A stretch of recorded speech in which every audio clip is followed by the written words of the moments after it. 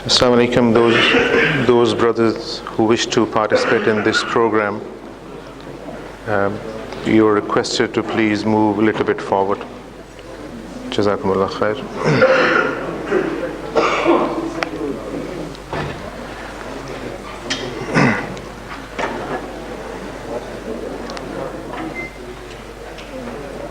Alhamdulillah, nahmaduhu wa nasta'in wa nastaghfiruhu wa nu'minu wa natawakkalu alayhi wa na'udzu billahi min shururi anfusina wa min sayyiati a'malina wa man yahdihillahu fala mudilla lahu wa man yudlil fala hadiya lahu wa nashhadu an la ilaha illallah wahdahu la sharika lahu wa nashhadu anna Muhammadan abduhu wa rasuluhu. Amma ba'd. A'udzu billahi minash shaitanir rajim. Bismillahir rahmanir rahim. وإذ قال ربك للملائكة إني جاعل في الأرض خليفة قالوا أتجعل فيها من يفسد فيها ويسفك الدماء ونحن نسبح وبحمدك ونقدس لك قال إني أعلم ما لا تعلمون.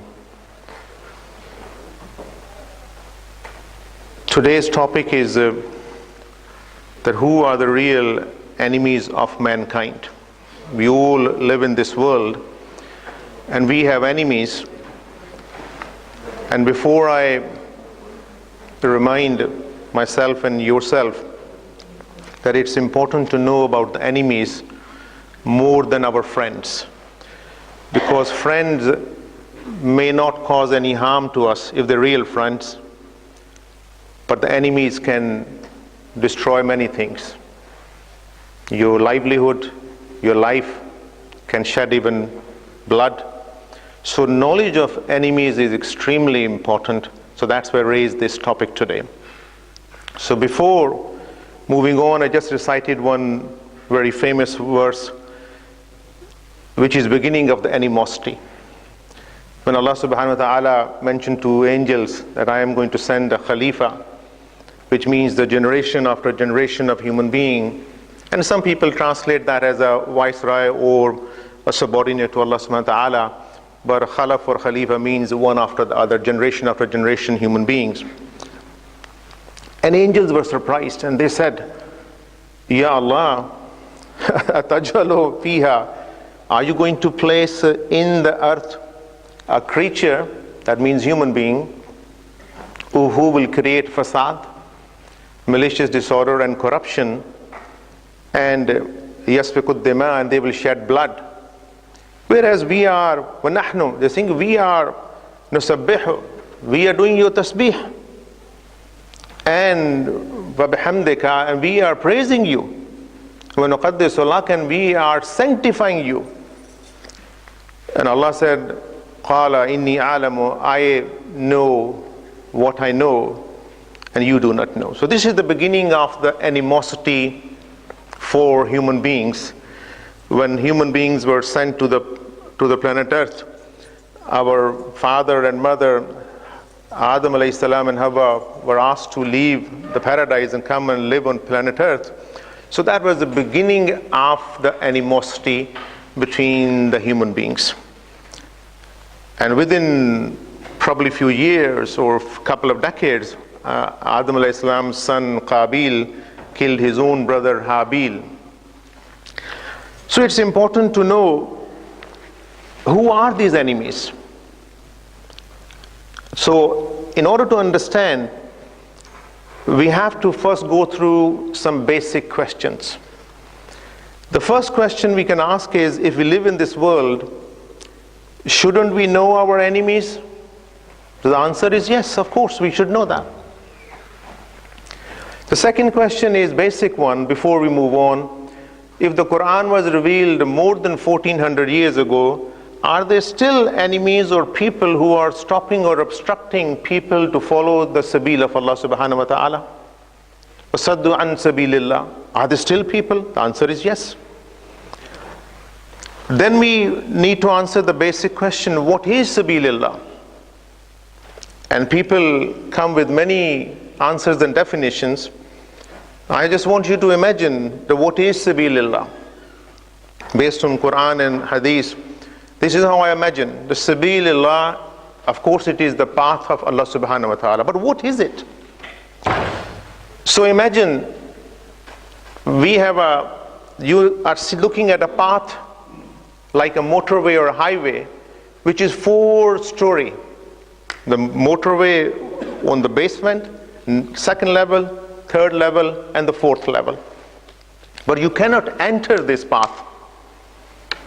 There is a huge gate, the most graceful, the most beautiful gate. So in order to walk on the path of Allah, you have to open the gate. And to open the gate, there are the most powerful words in the universe. You have to say that. With sincerity and ikhlas. Otherwise the gate will not open. So we have to say, La ilaha illallah. And after the final messenger, we add what? Muhammadur Rasulullah sallallahu alaihi wasallam. The first level of this path or sabil of Allah subhanahu wa ta'ala is the lowest level, which is Islam. And you know what Islam is, 5 pillars. It is just a demonstration. You're living in a society and people know, oh, he's fasting, he's gone for Hajj, he's going for Salah. And yes, I know that, he's paying zakat also. And so Islam is the basic level. But while you're walking on this sabil, if you really are loving Allah and improving your level of faith, you will be automatically transferred to the next level, which is a motorway or a pathway or a highway of Iman, which is higher than Islam. So the first ground level is Islam. You're just a simple Muslim. And if you improve, you go to the higher level, which is Iman. Now you are a believer. And Allah loves believer. Yuhibbul mu'mineen. Allah did not say in Quran He loves Muslimin. Of course He loves them. And the third level is of ihsan. You remember a hadith of Jibreel. And ihsan is that you are even higher than a believer, that you are doing things with absolute excellence to the best of your abilities. And the fourth level is where you are striving hard to maintain the name of Allah and also doing justice with everybody, including your enemies. And you're striving and fighting your own nafs.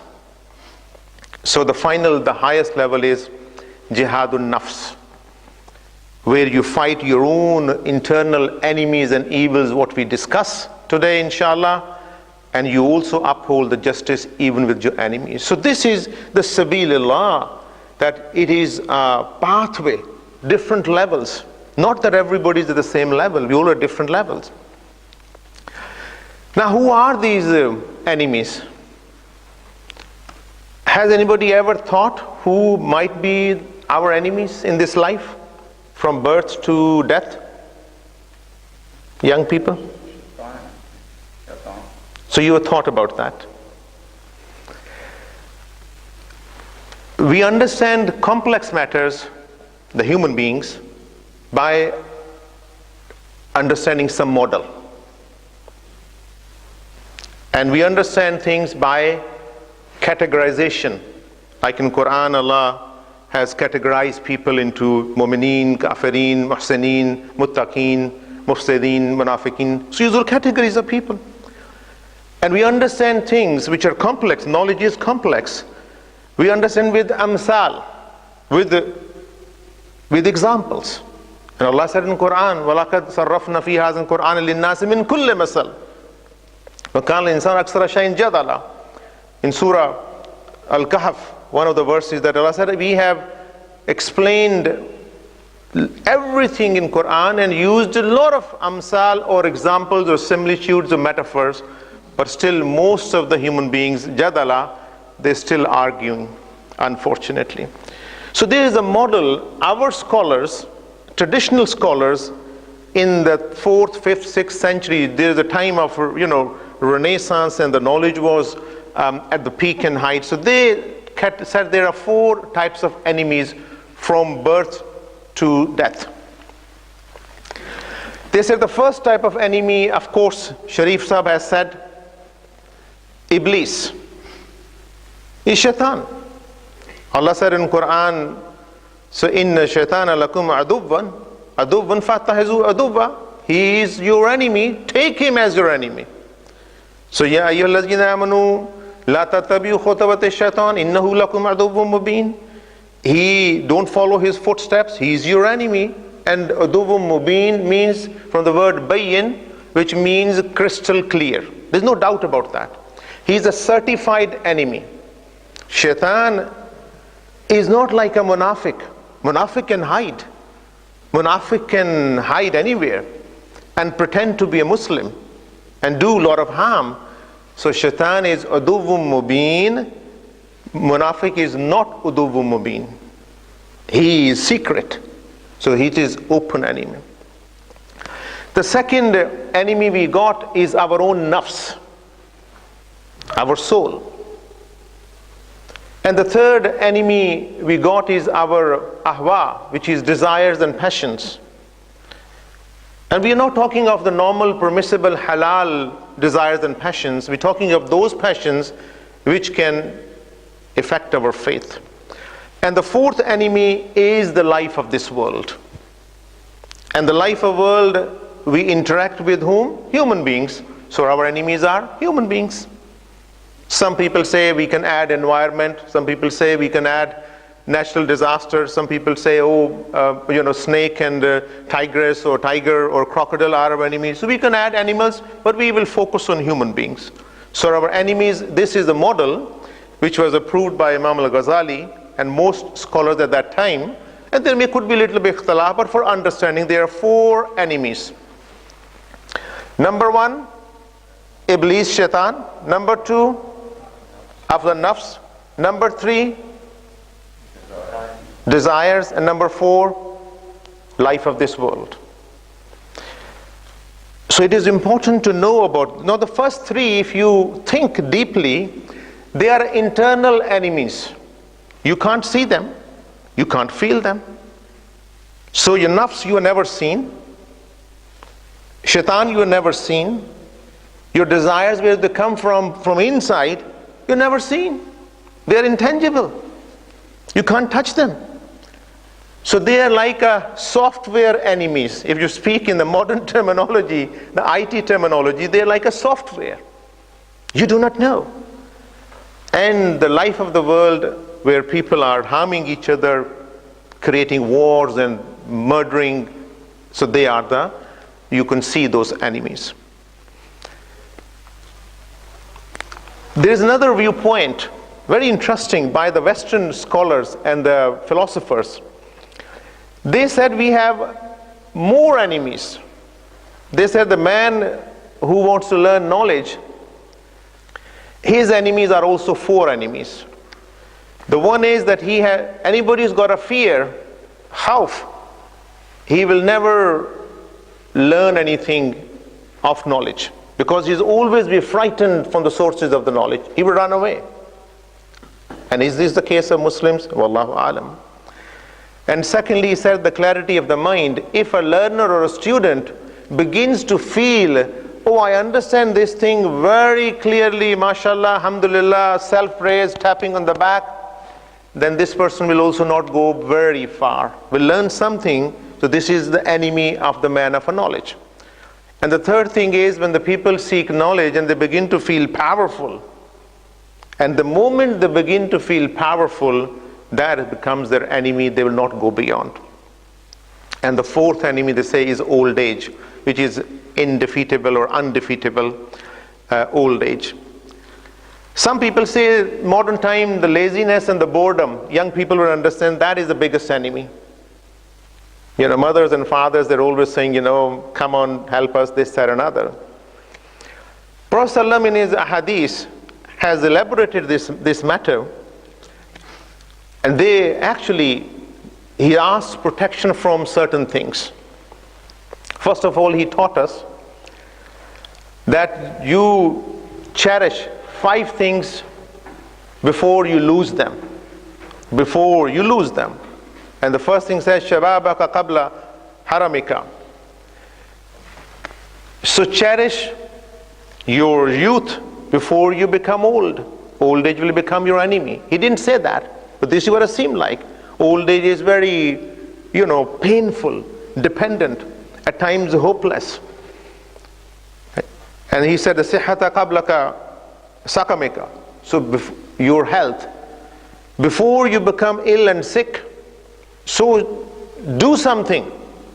The third one is that waginaka qabla faqrika. So if you have some money or wealth, so you better use that for your benefit or the benefit of the poor before you become poor yourself, and the poverty is your enemy. And wa faragaka qabla shughlika. And if you have free time, use that free time to improve your faith, moral character and knowledge, and learn something. Do something good before you become busy in a hectic life. And the last one is hayataka qabla mautika. And if you are alive, cherish that before the death comes and takes you away. Now this is, I want you to, so far was said, you can forget that. I hope you don't forget it. We have a short memory. What are the fundamental causes? Why do we have enemies? Where does the animosity come from? What are the reasons? So there are two categories. Either we have excess of or deficiency of something. The fundamental cause, we call this universal truths. In all tradition, there's no sort of doubt about that. If we have excess of prejudice, jealousy, and number 3, greed, we can have enemies. If anybody has a prejudice against other person or a jealousy against other person, and number 3, somebody has a greed and they want to take your stuff for money or land or whatever it is, so that is the fundamental cause. So this is, you have excess of something, zayada. Zayada is same word, is an Arabic word, but also we have borrowed in Urdu also. We use this word zayata. Zayadati ho gayi. So why do we have enemies? Either we have excess of these 3 things, prejudice, number 2, jealousy, number 3, greed. Or we have deficiency of something. There are also 3 things, naqs. Either you have a deficiency of knowledge, because if you don't have a knowledge, you will become ignorant. And number 2, you have deficiency of power of reasoning or faculty of intellect or akal. Because if you or people can have knowledge, remember that, but they might not be able to use it, so but despite the knowledge, they can be foolish. And the third thing is, if people have a deficiency of empathy, which means you have sympathy and compassion, and if you don't have that sympathy and compassion for other human beings, you will become very, very brutal and cold-blooded. Looking at the history of all the wars of the world, almost all of them, there will be few exceptions. They were fought, people were murdered, buildings were destroyed. All these causes, either they had in excess of prejudice, jealousy and greed about each other, they wanted the land and the money and resources, or they had an excess of what?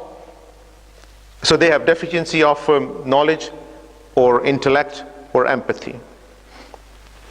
So and the current wars in our lifetime, children, middle-aged and old people like me, whatever wars you have seen in your lifetime, they are all based on prejudice, jealousy, greed, lack of knowledge of the hereafter, and Allah subhanahu wa ta'ala, failure to apply their intellect, and lack of empathy, as we discussed last time also. How this animosity is globalized?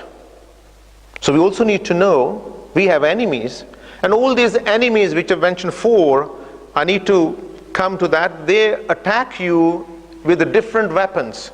All enemies have different weapons, and we need to understand how they are attacking us, and we need to find a defense or defiance against them. How does the animosity Now currently, Muslims are the receiving end by media and politicians and all, intelligence services all over the world, how it has become globalized.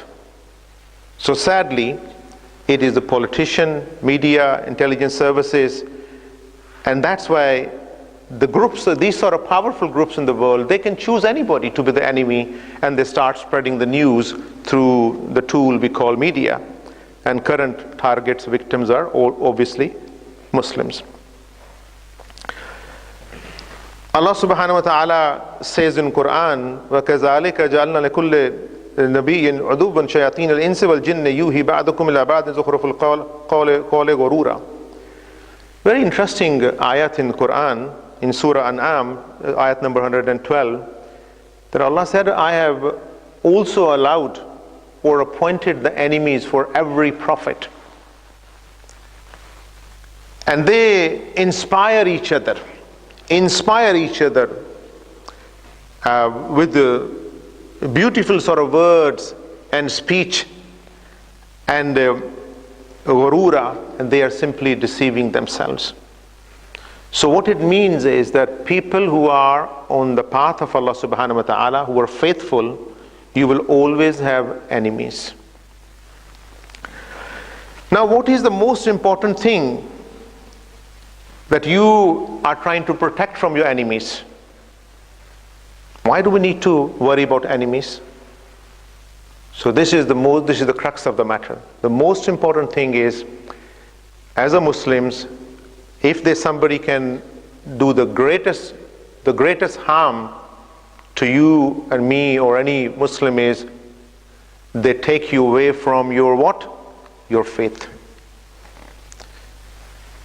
So all these hidden enemies, your desires, shaitan, so they actually are ideological attacks and assaults. Human beings can also have ideological assaults, but the physical assaults at the same time. How does shaitan attack you? How would you different? Now let's sort of quickly differentiate that these are four enemies: shaitan, your nafs, your soul, which is a soul, and the third, your desires, fourth is life of the world, fourth one. How will you distinguish? What does shaitan, how will you distinguish if you have been assaulted by shaitan? What will happen? What sort of assault shaitan can do?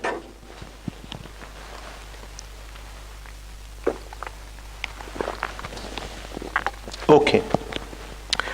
Shaitan has two biggest tools, weapons.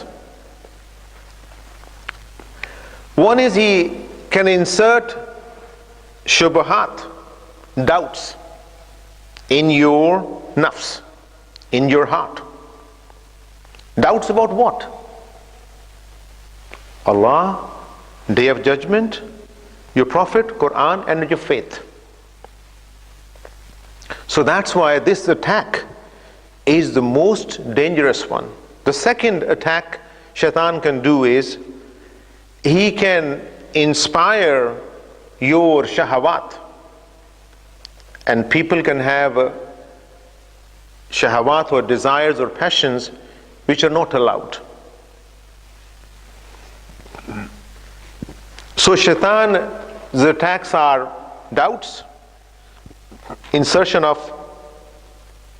desires and shahawat, enticement, whispering, and he will also, if you listen to him, he will try to take your shame away. يَأْمُرُكُمْ بِالْفَحْشَاءِ وَالْمُنْكَرِ, and make you ungrateful human being. If we see people with no shame, so they've been attacked by shaitan. If we see people with no gratitude, they've been attacked by shaitan. If we see people who got a shubahat and doubts about Allah, afillahi shak, do you have any doubt about Allah? So that means they have been assaulted by which enemy?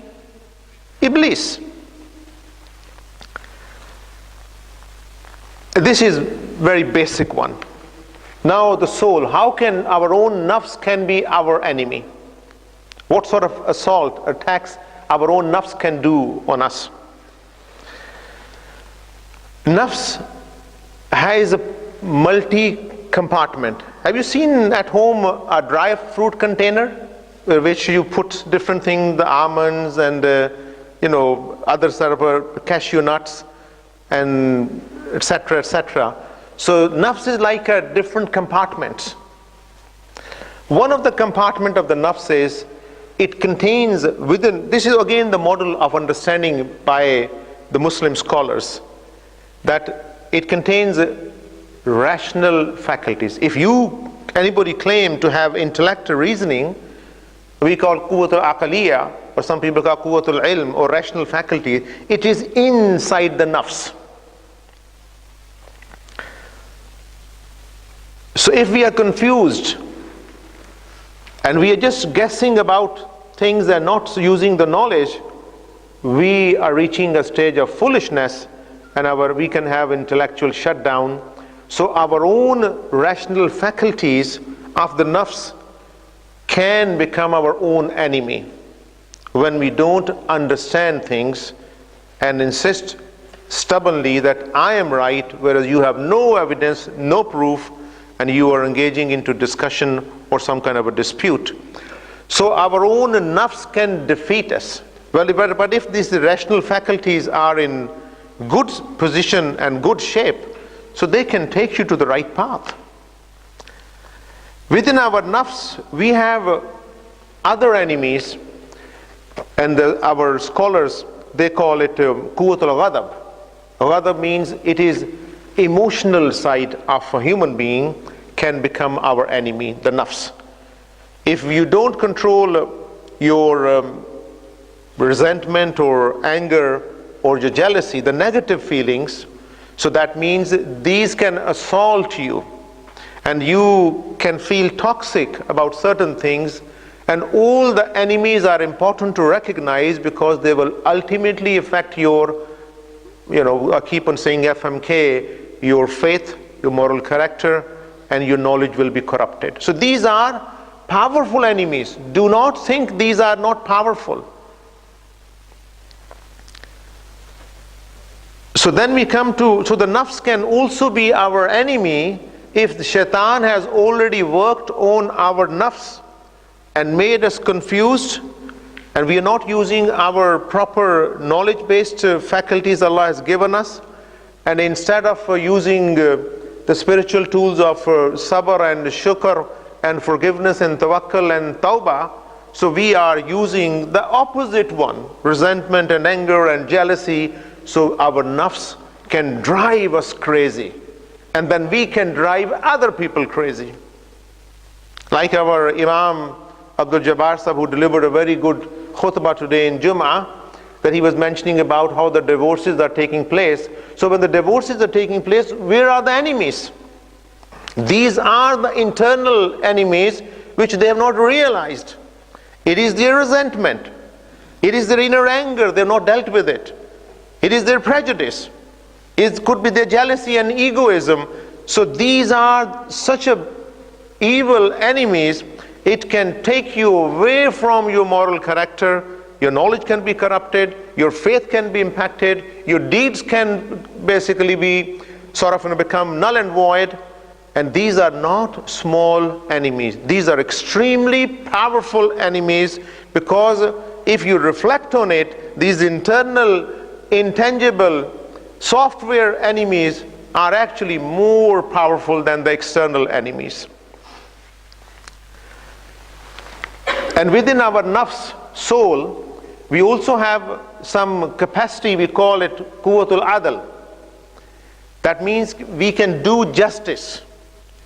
If we are under the influence of the negative influence, we will not do justice. We only demand justice for your own self, but with other people you will be oppressive, you will be rebellious, and you will be heedless, and you will be transgressing all the time. So these are real enemies. The last one enemy is desires. So the third one. And in the desires, even if you remember just one thing, that might be sufficient. The biggest enemy in our desires, which is again an internal enemy, is tama, greed. All the wars of the world currently, either they're based on prejudice, greed, or jealousy, or the greed. Greed for money, greed for land, greed for natural resources and unique minerals, and so on and so forth.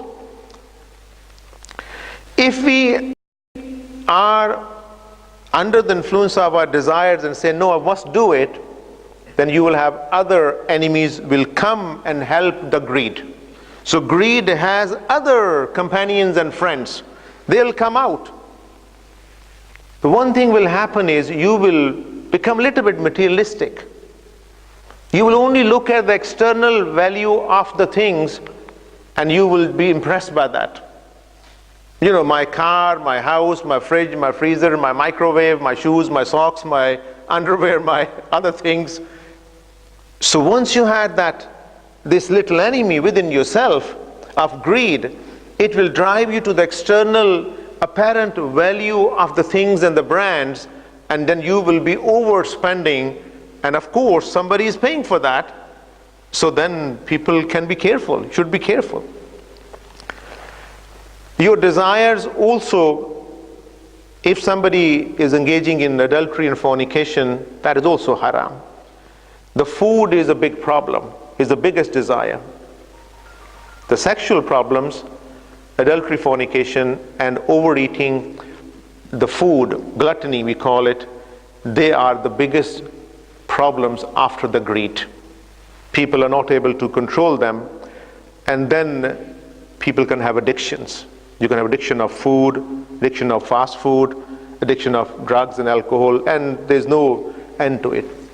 Allah has mentioned more than 30 times in the Quran about the desires that do not, la tatabi'ul ahwa, do not follow your desires, because these desires will take you to something else. That is la'ibam wa lahu. It will take you to a Disneyland-like place where you just want to be playful. And lahwiz, you just want to be distracted all the time. You believe or begin to believe like millions and millions of young people believe. I tell you, I'm not saying without any justification or just for the sake of it. They actually believe the life is for distraction and entertainment. I'm bored. Because if we have more and more children who believe that the life is for distraction, la'ibam wa lahu, as Allah, forbid us. Don't take this life as la'ibam wa lahu, playfulness and distraction, or this is not like a Disneyland. So more and more time we will spend on those things, and more time will be wasted, and more money will be spent, and some people will be sitting in their nice rooms or flying in their own aeroplanes, will be earning billions by doing nothing, you see, just fooling the human beings. So this is, the desires can fool us. They are real enemies, because we can die like that. The weapon, the Kalashnikov, the nuclear bombs, the smart bombs, the drone bombs, and many other sort of, the weapons, of the biological weapons, yes, they can kill. But remember, these weapons cannot kill your FMK. They cannot kill your faith, your moral character, and the divine knowledge which Allah has imparted to you through the previous prophets and the final prophet, and this Quran is the final testament, the final book. So the other enemies, which the physical weapons can kill people, knock down your house, take your land or your country, but they cannot destroy your FMK. But these internal enemies within your soul, if you're confused, and the shaitan who is working on you don't even realize, how does it attack you? So the desires attack you through greed. So greed is like an epicenter, like a firing place, you see, and it fires all around, and because of your greed, so if that's another enemy. The final enemy is the life of the world, and that life of the world. Human beings can be ignorant, human beings can be arrogant, human beings can be hypocrite, human beings can be oppressors and zalim like Fir'aun, and human beings, the biggest enemy in the Quran, I was looking that who are the biggest enemies? And when I looked at the Quranic verses, I found the verses of Saddu an Sabilillah. It's 40 times mentioned that there are people on the planet Earth who will stop you from the sabil of Allah subhanahu wa ta'ala, and I found they are the biggest enemies for any faithful individual or group of people. If you ask me amongst the enemies, internal enemies, which whom we can't see, I tell you how they are attacking you.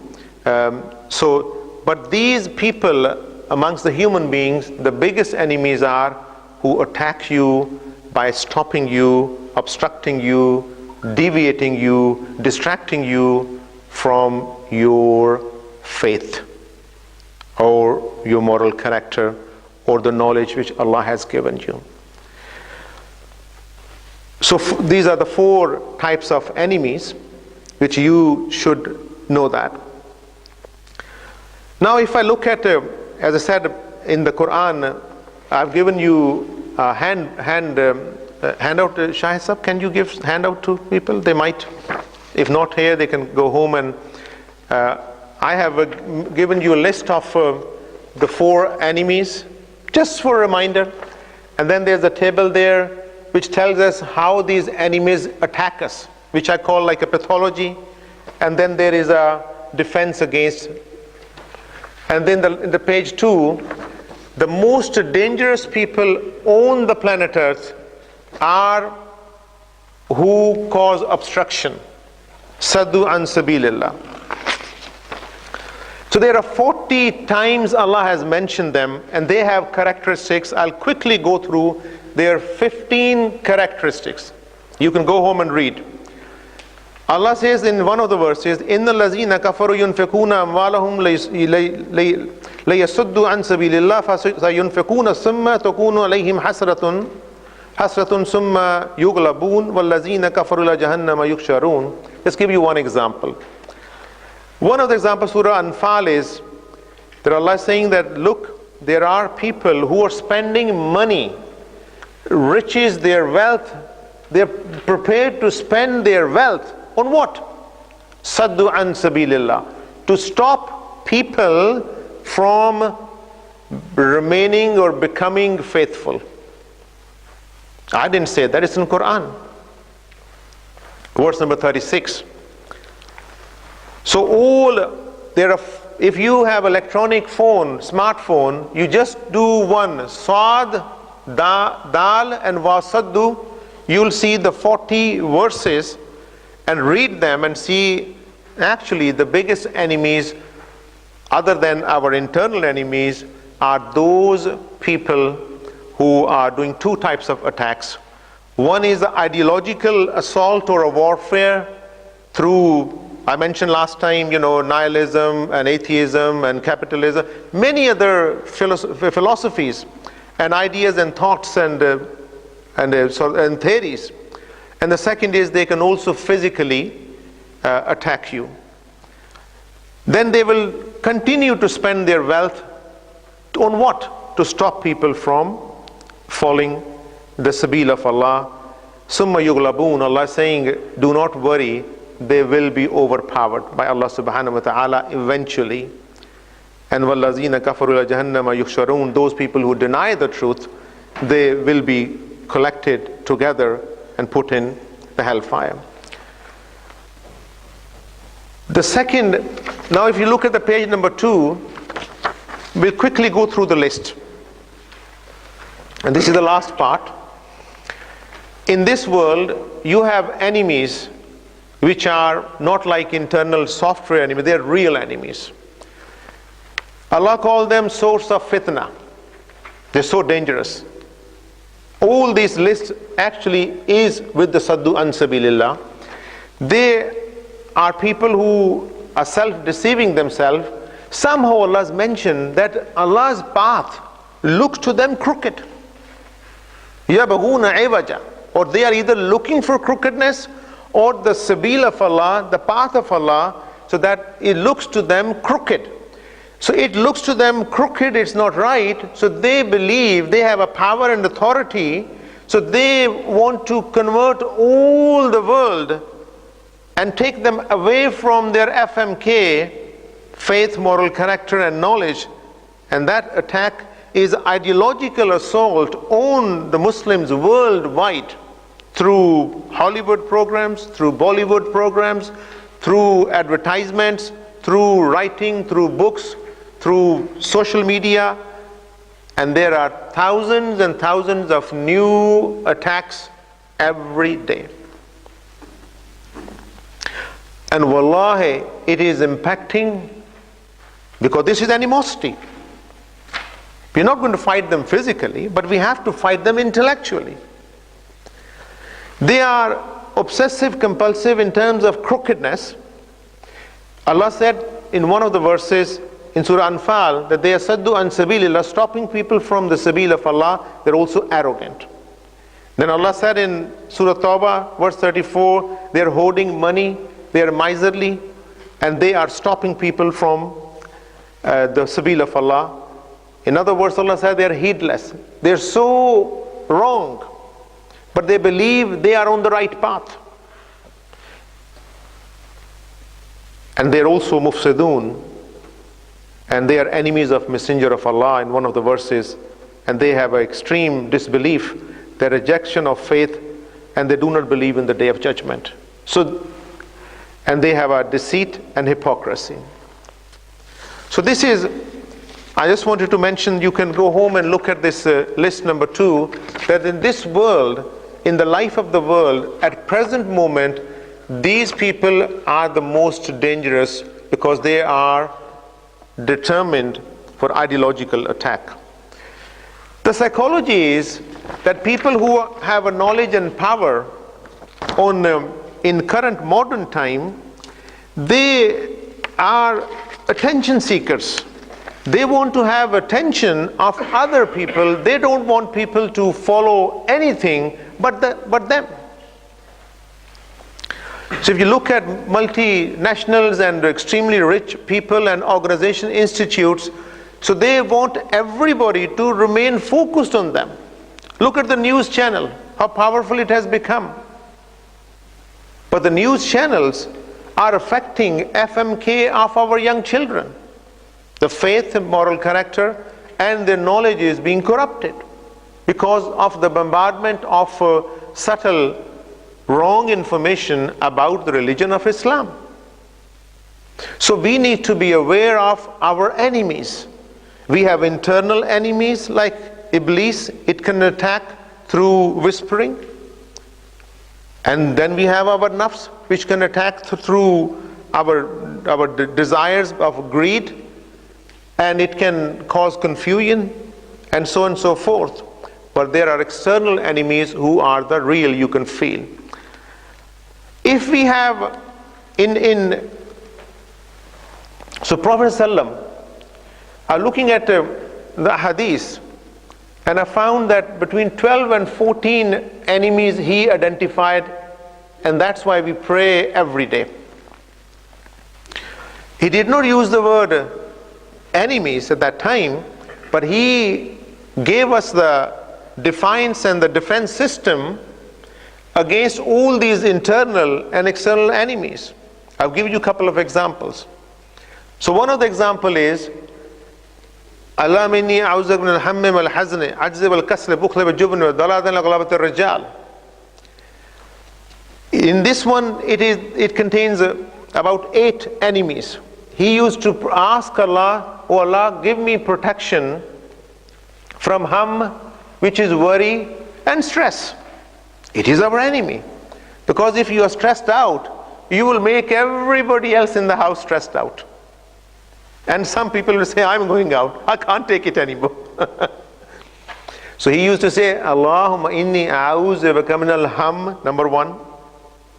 Number 2, hazan, which is actually despair, sadness, sorrow. Extreme form could be clinical depression, modern terminology. Hammi wal hazni ajzi wal kasal. Ajz basically means, just lethargy, incapacity. Oh, I can't do it. Give me a glass of water. No, I can't do it. I might break the glass. Some people are like that. And kasal is laziness. And laziness I sometimes call, it's almost like a psycho-spiritual cancer, because it is a big enemy, no doubt about that. It will stop you from FMK. It will stop you from actually your ibadat. So, Prophet said, Ham, Hazan, Ajaz wal Kasal, Bukhal, miserliness. Because if you are miserly, you cannot be generous. If you're not generous, you're not paying your zakat and sadaqat. And Surah Munafiqun, Allah mentioned the scene of the hereafter, that people will say, oh, Allah send us back, and angels will ask, what will you do when you go back? And they said, we will just go and pay sadaqah.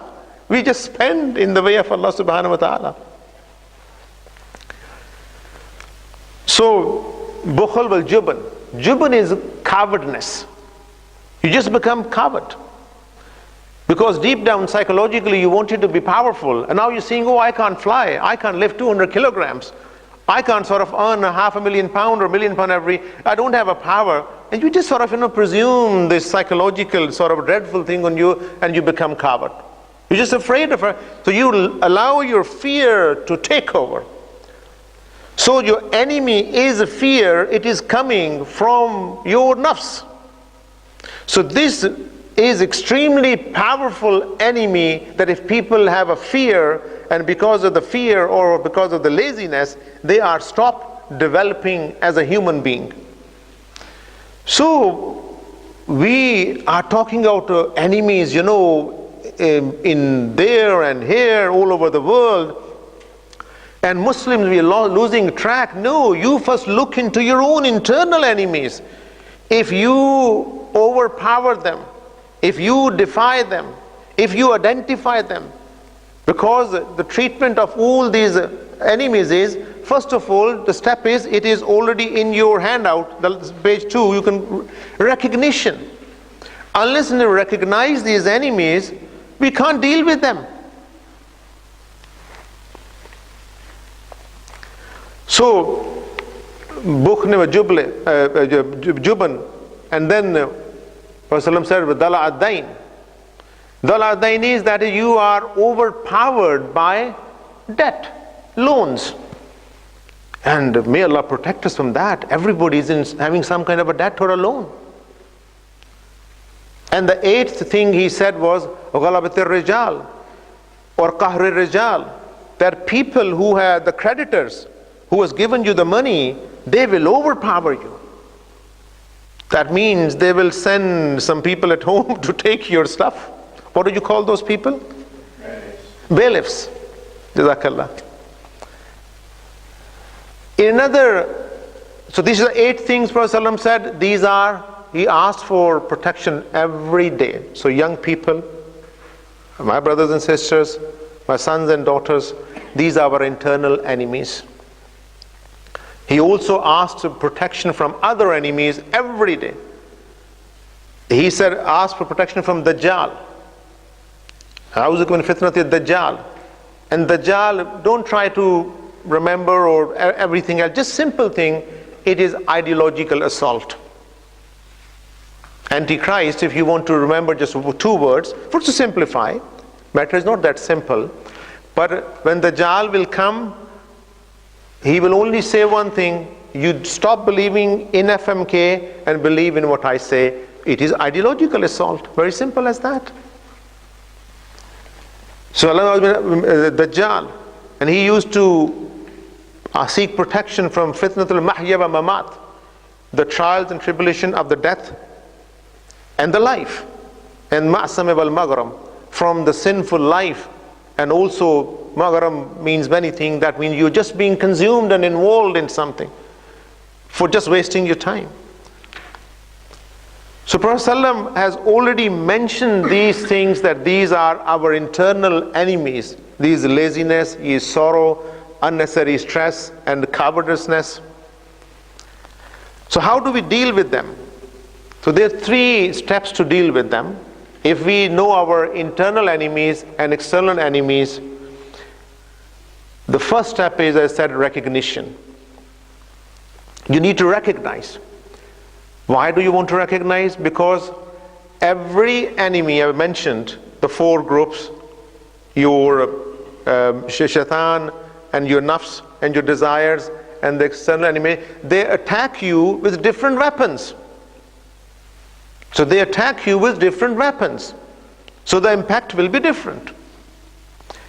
But again, remember, the worst attack on any faithful person is that if they attack you on your faith or moral character, or your knowledge becomes corrupted. So the first thing is recognition of the enemies of the mankind. It is more important for you and me and everybody, if we are thinking human being, to actually know more about your enemies than your friends. But we spend so much of time learning everything about our friend and our beloved celebrities, including their sock size. Don't want to say anything else. But we're not learning, at least the internal enemies, you can control them to some extent. Why we are not doing, why we in a denial? Very simple. Because we have to work hard. We have to change. We have to reflect. We have to listen. We have to listen and consult somebody.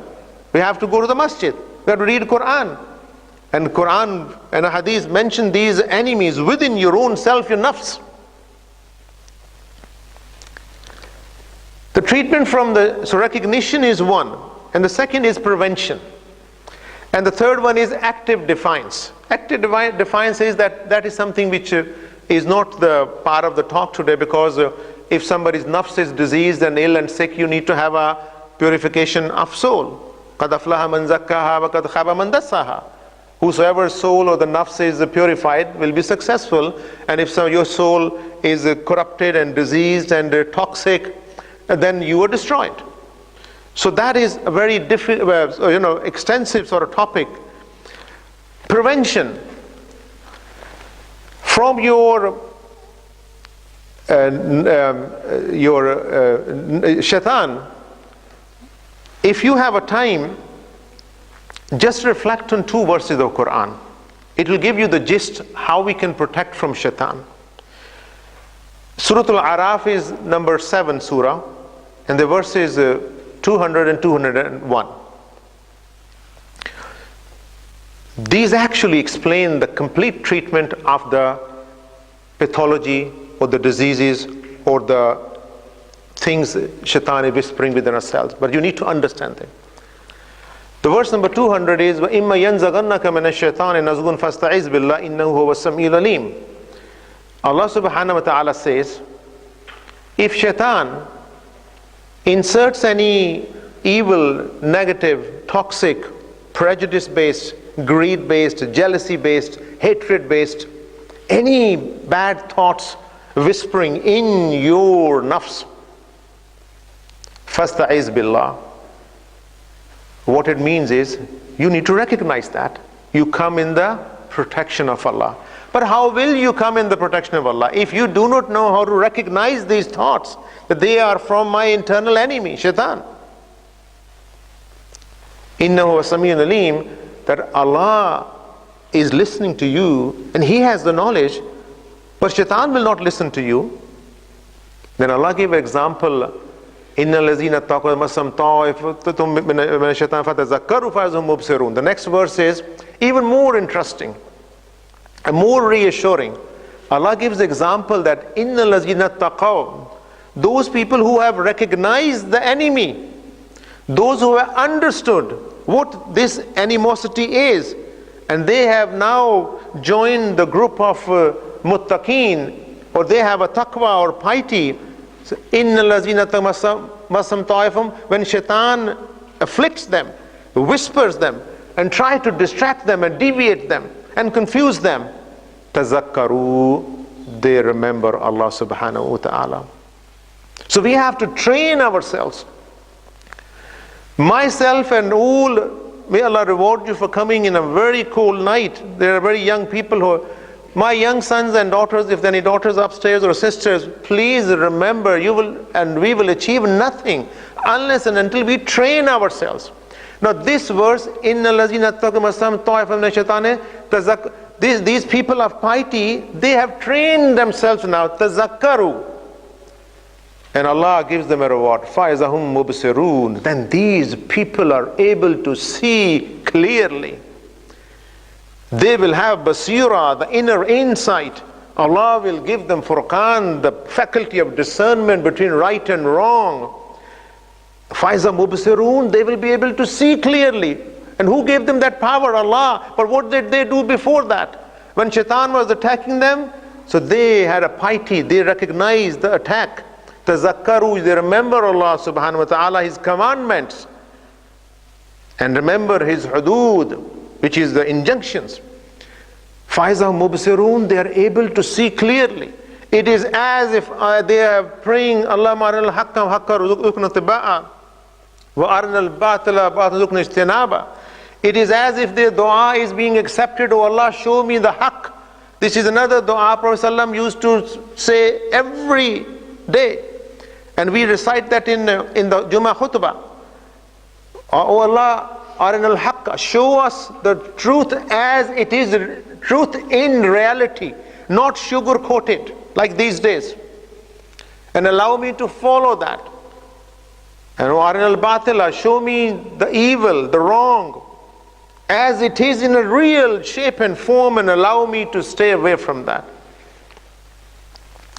So prevention, so recognition through the, you go home and on page number 1 there is a table.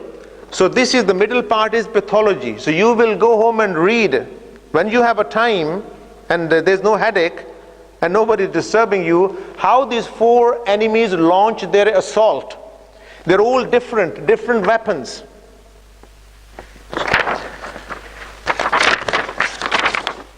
And in terms of prevention, Prophet ﷺ's du'as are the best. He used to ask for the well-beings in this world and hereafter. Dini wa dunyaya, in his religion and in this dunya. So we have to ask Allah subhanahu wa ta'ala. We should not feel complacent. Oh, I can do it. I know the dua. Oh, I know the Quran. I know the one hadith. No, it is okay. You know that's a good thing. But you have to ask Allah subhanahu wa ta'ala. We have to, remember قَدْ أَفْلَحَ الْمُؤْمِنُونَ الَّذِينَ فِي صَلَاتِهِمْ خَاشِعُونَ وَالَّذِينَ هُمْ مِنَ اللَّغْوِ مُعْرِضُونَ وَالَّذِينَ لِلزَّكَاةِ فَاعِلُونَ. The opening 8, 9 or 10 verses of Surah Al-Mu'minun, what is the criteria? And the first one is mu'mineen, the believers are successful, that we need to, this is the treatment now. We have to be humble. We have to have the khashya. And khashya is not that sort of fear where we become coward. It is out of respect of Allah subhanahu wa ta'ala. And we become focused on our salah. Anil lagwi muridun, this is the big one. Stay away from gossip and backbiting and all kinds of, which is not right. And then you can read the 7, 8 or first 10 verses of, and this Surah, this Mu'minun, the criteria of a believer is nothing but FMK. It mentions about your faith, your ibadat. It mentions about the moral character, that you need to, ahadihum ra'un, fulfill your promises and stay away from adultery and fornication. And the end is ulaika humul warisun allazina yarisun al-firdaus hum fiha khalidun. And then Allah gives you the knowledge that you will inherit the paradise. Prophet ﷺ's life, seerah, it is extremely relevant. So if anybody has a doubt how to defeat your enemies, internal and especially internal, so we need to remind that Prophet ﷺ came to give us the message of monotheism and tawheed, worship one Allah subhanahu wa ta'ala. People offered him bribe, offered him money, offered him their daughters, offered him position. What did he say? Even if you put sun in one hand and the moon in the other hand, I will never stop speaking the truth from Allah subhanahu wa ta'ala, and that is about monotheism and tawheed. And if we extend it, it becomes FMK. So our aim should be faith, which is our ibadat, our iman, our Islam, and our ibadat and everything around that. And the moral character is extremely important, because this is what we are lacking these days. Prophet ﷺ forgave the wife of Abu Sufyan. Both of them became Muslim, and she ate the liver of his beloved uncle Hamza. May Allah be pleased with all of them, because they all became Muslim. So we have a clear example. So to treat our negative, these enemies within, so we need to use a three-pronged defense. وَإِن تَعْفُوا وَتَصْفَحُوا وَتَغْفِرُوا. We need to overlook the mistakes of people. If people are fighting, we need to reconcile between them. And taqfaru, we need to mutually forgive each other. Rasulullah, when he came and looked at the Jahiliyyah, and we need to use this example, the seerah is, some people say amongst the Muslims, this seerah of the Prophet is not relevant anymore. A'udhu billah. What a most foolish and statement people give. The first thing he sort of brought up, the infanticide is haram. He said the killing of your daughters is not allowed. When he started his, the message very early on. And the people, Salma, radiyallahu anha, and she was tortured when people were not yet moved to Medina. And he asked them to be patient. Bilal Habshi, radiyallahu anhu, he was, at that time, he was in probably the biggest Guantanamo Bay at that time, was a victim of torture, physical torture by people. And he just sort of said, La ilaha illallah. And Prophet said, just be patient, have a musabara. Musabara is a higher form of sabr. And Prophet, how is not relevant the seerah of the Prophet when Khalid bin Walid, the greatest general, when he by mistake killed some people, and Prophet was in a state of distress. He said, I have got nothing to do with what Khalid has done. He has not done something which I asked him to do. It is not part of Islam. So I detach myself, separate myself from what he has done. So he did not, he said, it's not our responsibility. If an individual make a mistake, it's an individual mistake. You cannot sort of hold the whole society or the whole country responsible for that. Rasulullah said, the life of a Muslim or a believer is more sacred than Kaaba. What does it mean? It means the life is important. Taking somebody's life, the blood of somebody, is the most treacherous and horrible, inhuman, cold-blooded thing. Committing a murder. And people commit murder of thousands of people, all over the world, and they have no shame, no empathy. They say it is war or a collateral damage of innocent people. Prophet praised Ansar, the helpers, regarding Muhajirin. How it is not valid? How can we say? So this seerah of the Prophet, it is a treatment of our moral character, our faith. And these examples to me and his dua supplication are the best prevention against our enemies, internal or external. So Prophet left us with the most comprehensive, most meaningful words of wisdom in the form of supplication, a hadith which we should repeat several times on daily basis. So the key points are having knowledge, full knowledge of enemies of the mankind, your own enemies, is essential for all of us. Do not take it lightly that the only enemies are who's got a gun or a nuclear weapon. No, because your own enemies, you can control them. external enemies, you do have no power.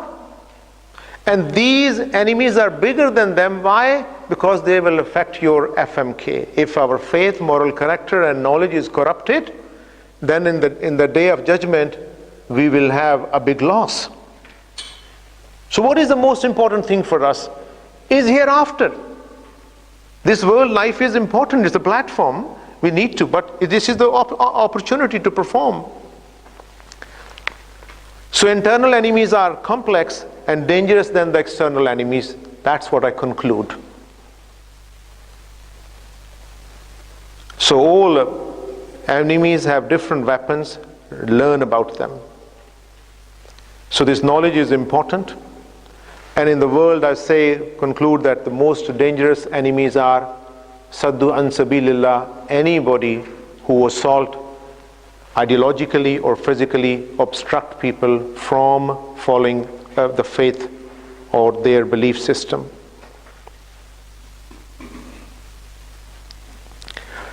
I finish off with the one verse of Quran. It is a scene from the Day of Judgment, and all those people who have followed, those people who were stopping them from following the sabil of Allah, the true path of guidance, of an enlightened path. And now the matter is decided. And they, before entering the hellfire, so they will scream and shout and they will say, وَقَالَ الَّذِينَ كَفَرُوا وَرَبَّنَا أَرِنَا الَّذِينَ ضَلَّنَا مِنَ الْجِنِّ وَالْإِنسِ نَجْعَلْهُمَا تَحْتَ أَقْدَامِنَا لِيَكُونَ مِنَ الْأَسْفَلِينَ. And those people who have denied the truth from Allah subhanahu wa ta'ala, they will, before entering the hellfire, they will say, Rabbana, say just one thing, Ya Allah, just one thing. قَالَ الَّذِينَ أَرِنَا الَّذِينَ. Show us those people amongst the men, and if they're from amongst the shayateen or the jinn, أَضَلَّنَا, those who misguided us through their ideological warfare, through their philosophies and theories and concepts, who corrupted our mind. Show us, Ya Allah, before we go to the hellfire, show us. And then take a stop here for a microsecond. It seems like angels ask them, why? Why do you want to see those people? What do you want to do with them? And they said, نَجْعَلْهُمَا تَحْتَ أَقْدَامِنَا لِيَكُونَ مِنَ الْأَسْفَلِينَ. We are so angry. They were boiling with the anger. They said to these people, we want to crush them under our feet until they become completely humiliated and annihilated and becomes absolutely nothing. So this is their anger. This is their remorse. This is their regret. So may Allah protect us from that. May Allah protect our Muslim youth, Muslim children, Muslims all over the world. And I also pray for all those people who have not entered Islam. May Allah allow them to enter Islam. It is the true religion. La ikraha fi din. We are not forcing anybody.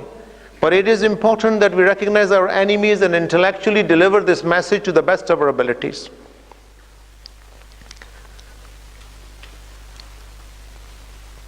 So may Allah subhanahu wa ta'ala allow us to understand what we studied today in the form of the model. And if I made any mistake or said something wrong, slip of a tongue or a bad memory or lack of knowledge or ignorance, may Allah forgive me. And if I said something which is true or correct based on the Quran and the Sunnah and the Hadith and the knowledge delivered by the scholars, and I just copied it and presented it, may Allah reward all of us and all those people who listen, who are here. And may Allah subhanahu wa ta'ala increase your knowledge, increase your FMK, your faith, your moral character, and your knowledge. Wa akhiru da'wana anil hamdulillahi rabbil alameen. So we can stop here and we can have a second session, which is the question answer, if anybody's got any questions or comments. And if people are in rush, if they want to go home, they're most welcome to go, and those people who want to engage in question and answer